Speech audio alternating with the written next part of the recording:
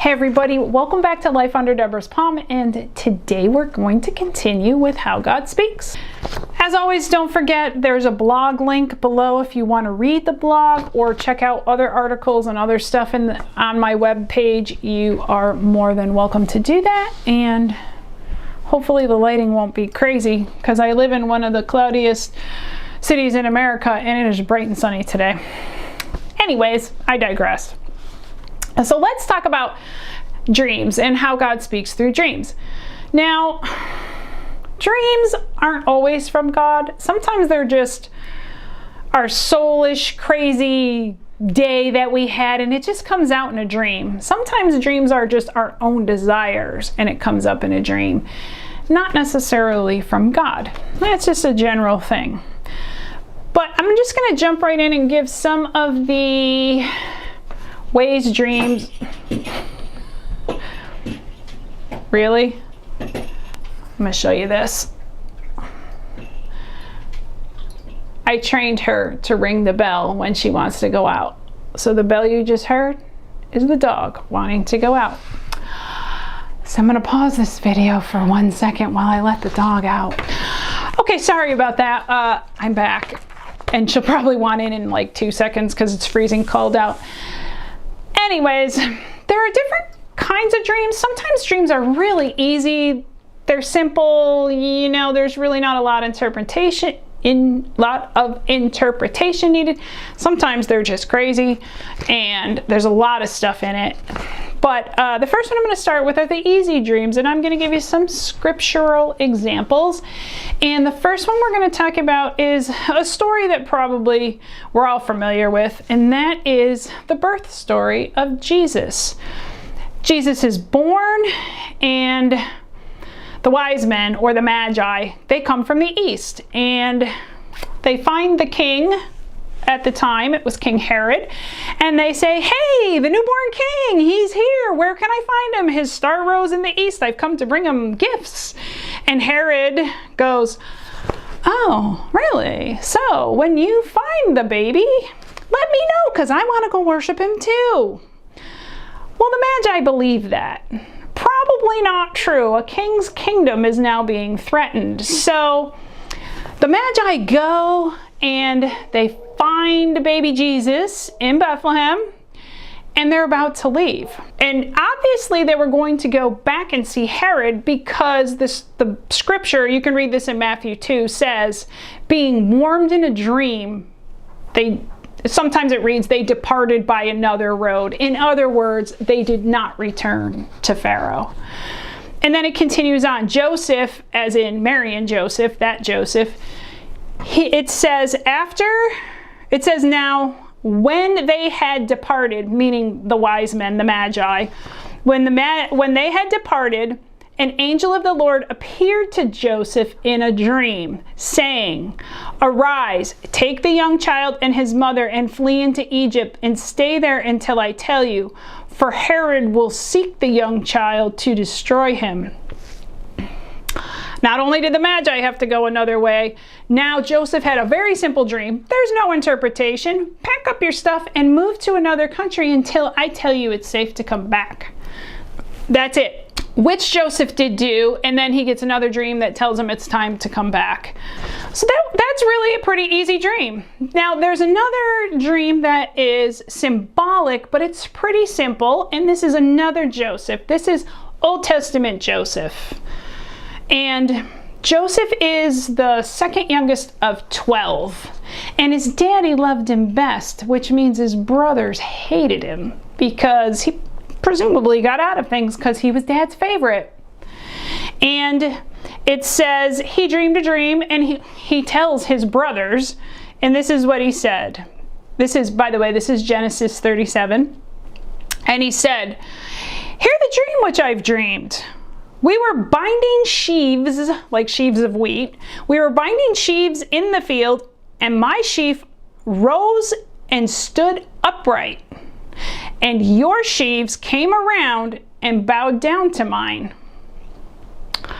Now it's symbolic, but his brothers knew exactly what that meant. And they said, will you indeed reign over us? will you indeed have dominion over us? And they hated him all the more. Now, there was a very kind of, I don't know if it was structured, but there's a pecking order. You know, the oldest kids get it, and he was second to the youngest, saying, y'all gonna come see me. They were not happy. And they didn't like him to begin with. But the verse continues because he has a second dream that is symbolic, and he says to everybody, he told his brothers and his father, he said, behold, I have dreamed yet another dream. And the sun and the moon and 11 stars bowed down to me. He told his father and his brother.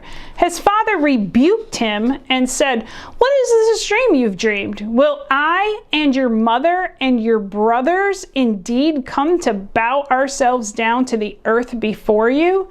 His brothers envied him, but his dad says his father kept the saying in mind.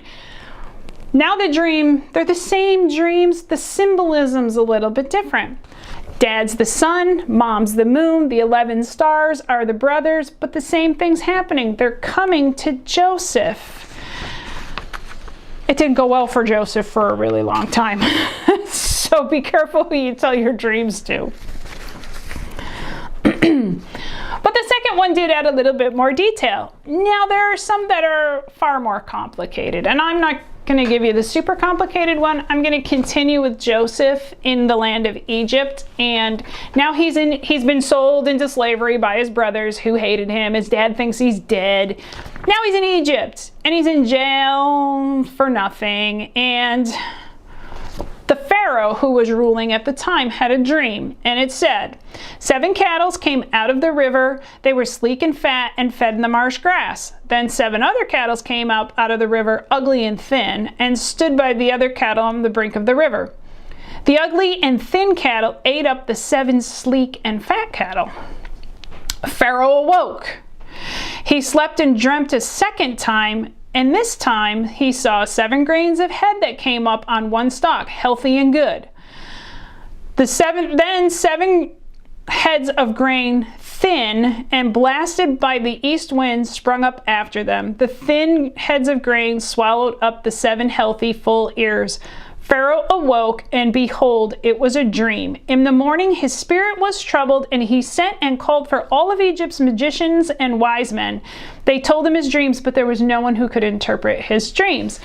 It was not unusual for rulers to have dream interpreters. Whether you believed in God or the gods, they did believe that they were given instruction in dreams, that they knew that that was a possibility. So now, long story short, Joseph comes in, he hears the dream, and he gives the interpretation. And he says, this is all Genesis 41, by the way. He says, the dream of Pharaoh is one. What God is about to do has been told to you, Pharaoh.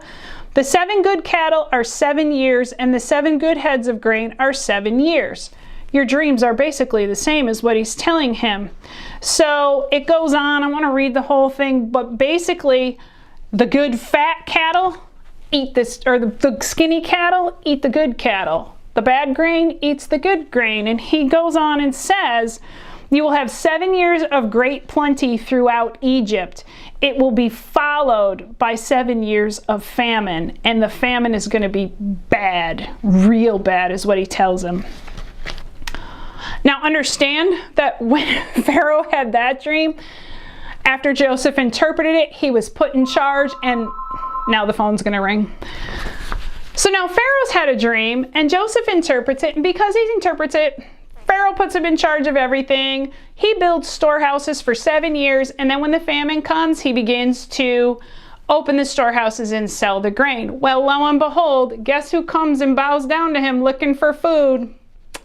The sun, the moon, and the stars. His dream came to pass, but it took several years. Now, when you heard the dream, when you heard Pharaoh's dream, did you have any idea what the interpretation might have been?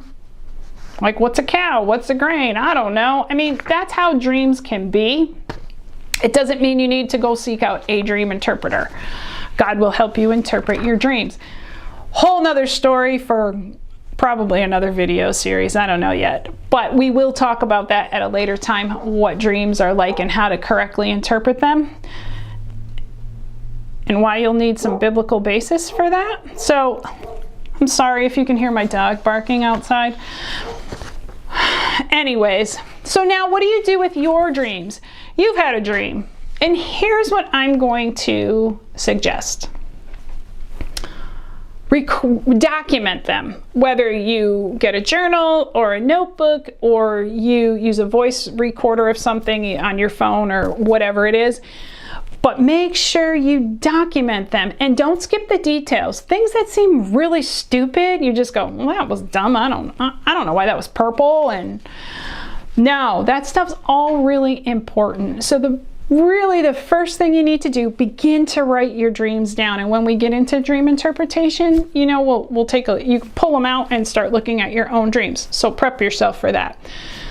The sooner you write it down, the better. You won't forget details. And sometimes, I'll be honest with you, I've had to write stuff down in the middle of the night. And when I haven't, I've woken up the next morning going, oh, I had a dream and now I can't remember it. So I really encourage you, keep a journal of some sort. Even if you don't understand it, that's okay. Sometimes dreams take a little bit of time to understand anyways, or to get in a really complete form.